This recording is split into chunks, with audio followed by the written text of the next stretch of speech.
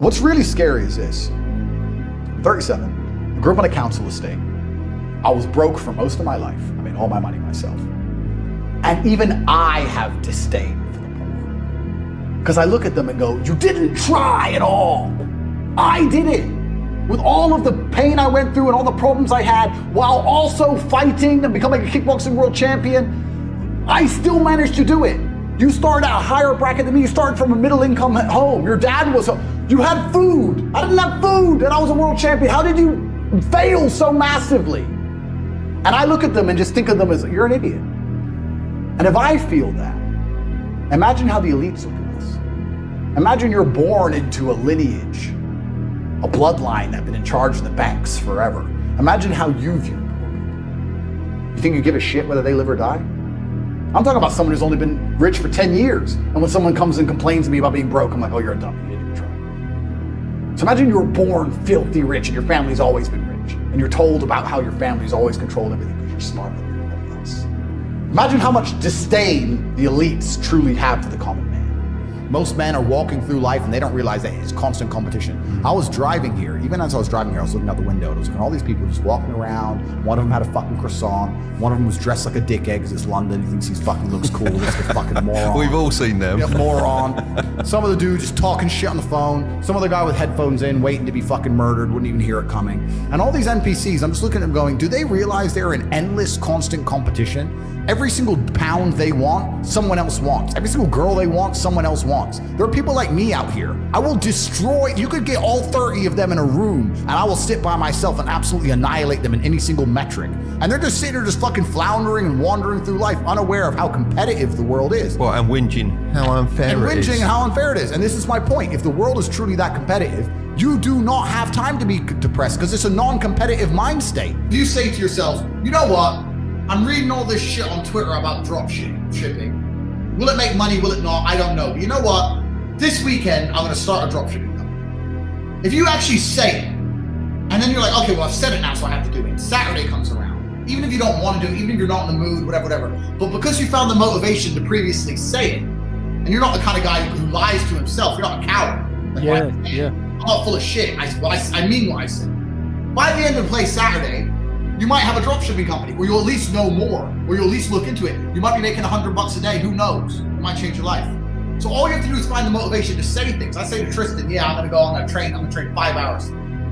If I said it, that was it. I had to do it, because I couldn't live with myself knowing I was one of them bullshitters. You could be depressed for X, Y, Z, whatever. I'm not depressed. And I want the money you want, and I want the girl you want, and I want the status you want, and the car you want, and the house you want. And I'm gonna get it, and you're fucking not. And that's the bottom line of life. If you gave that guy that stuff, he probably wouldn't be depressed anyway. Well, he's get up off his ass and work then, doesn't he? And this is the point. He probably would, because he wouldn't have a direction in life. I think it's a very empowering message that you share. And, you know, I think if you can fix it with pills, you can probably fix it by going to the gym and doing all of these other aspects. But pills doesn't even fix it. Pills just numbs it. Mask. It masks it. Well, it's not a holistic way to treat it, is it? Whereas what you're saying is more so. Yeah, what I'm saying is you're playing a game, and it's a competitive game, and you need to build a mindset that allows you to be ultra competitive. And if you want to sit there and say, no, I want a non-competitive mindset, then fine. You know what you call people who do not win competitions? Losers. Correct. The brokey days were good days, bro, man. Like, I'd get McDonald's, and you're laughing with your boys. Yeah. The brokey days were great, and I'm not complaining about being rich. Obviously, I worked hard for this, and it's a fantastic life I live now. But I think without those brokey days, without those original days to compare it to, without that juxtaposition, then I don't think being rich would be fun at all. I think it's only fun because you can compare it to the days when you weren't rich.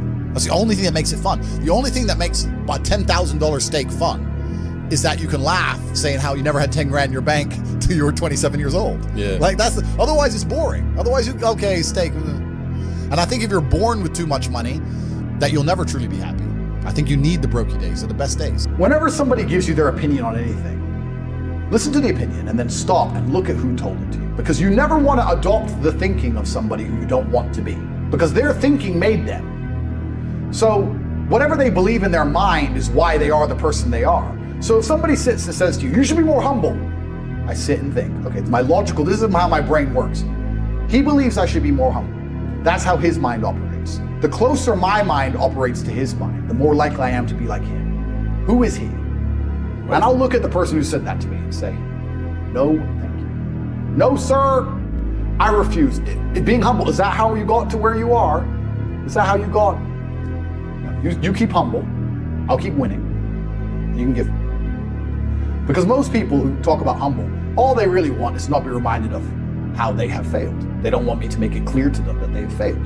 The reality of masculinity is controlling your emotions. This is the reality of being a man. They try and say that men should give in and it's okay to cry. I'm not saying you can never cry if something bad doesn't happen to you. I'm saying that the tenets of masculinity since the dawn of time have been, I was afraid, but I did it anyway. Yeah. This is the tenets of masculinity. Courage. Courage. Yeah. Like, that's what courage is. Yep. I was afraid to storm the beaches of Normandy, but I did it anyway. I was afraid to stay on the Titanic, but I did it anyway. This is the whole tenets of masculinity, and now they're saying, oh, if you're afraid, just act afraid, be a pussy. I got people all the time on Twitter tweeting me, yeah, Tate, you're the man, I'm the same. I'm like, you're not the same.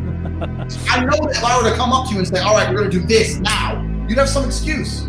So like, my words are absolutely sacred, especially to myself. And that's why I'm very careful with what I say, because like I said, if I threaten someone, even if I don't want to do it anymore, I have to do it. Because I won't lie to myself, I won't betray myself. And that allows you to start thinking a lot more carefully about what you say. Yes. Thinking a lot more carefully about what you say, you get a lot more direction and clarification on which direction your life is going. And it's just fulfilling your own word, man. I said I was gonna be world champion over and over and over again. I was nervous to lose, not because I was nervous to get knocked out. I was nervous I would look like a liar. I told everyone I was gonna win. Oh shit, yeah. That's how I was. I was like, no, I'm gonna do this. I'm gonna have this. When I picked up my Lambo, the best feeling about picking it up is that I told everyone for years I'm gonna have it. Lambo's my car. I'm gonna push a Lambo. When? I guarantee you I'm gonna find a way to push a Lambo. I don't lie. Normalcy now is being psyoped from all angles. I feel like in the 1950s, a normal man was a winner. The normal man went to a normal job and had a normal family in a normal house, in a normal car, and a normal life. But I feel like the normal person now is two parents working, children being raised by the matrix of school, bombarded with propaganda, bills barely paid, depressed, angry, anxious, watching the BBC. I feel like normalcy has been changed from being a winner to being a loser. So now being normal is just losing in a way which is so familiar to the people around you are losing that you don't realize you've lost it all, because everyone's losing. So you're like, oh, I'm just normal. No, you've all lost. You've all lost. None of you are free. You've all lost. And that's even more scary. You can't even be normal anymore. To be a winner, you have to be exceptional. You could be a winner as a normal person only 50, 60 years ago. Now the normal people can't even win because they're grinding down society, that the bracket of normal is going further and further down.